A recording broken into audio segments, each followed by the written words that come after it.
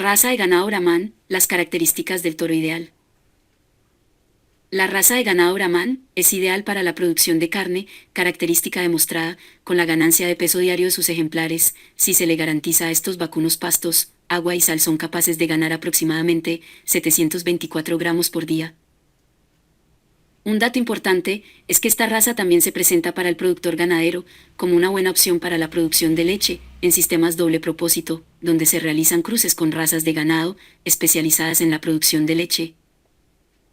Esta raza presenta excelente adaptación a zonas tropicales, presenta buena fecundidad y fertilidad, además es resistente al contagio de enfermedades, por lo cual no es necesario el uso de medicamentos químicos, como en otras razas vacunas.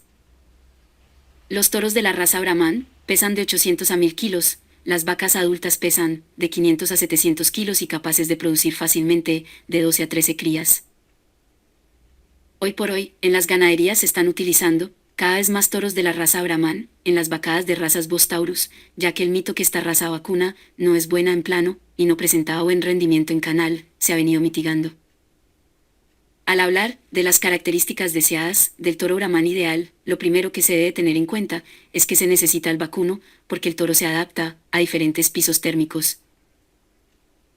Lo que se busca en los novillos de esta raza vacuna es la suavidad en el anca, buen volumen muscular, alto volumen de costilla y del cuarto trasero, diámetro y simetría testicular, arriba de los 38 centímetros, lo que refleja y se traduce en una excelente fertilidad. La cabeza del toro Brahman debe ser pequeña, con los hollares fuertes y ojos amplios.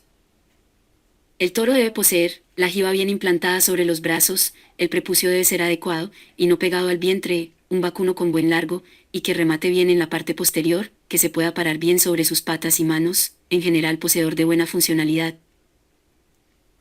Podemos concluir que debido a que la raza Brahman es una raza especializada en la producción de carne, hay que prestarles importancia a las masas y casta, en otras palabras, se requiere longitud, fortaleza en el dorso y buena área de ojo de lomo. Otro aspecto deseado es que el peso al destete sea de aproximadamente 283 kilos a los 7 u 8 meses.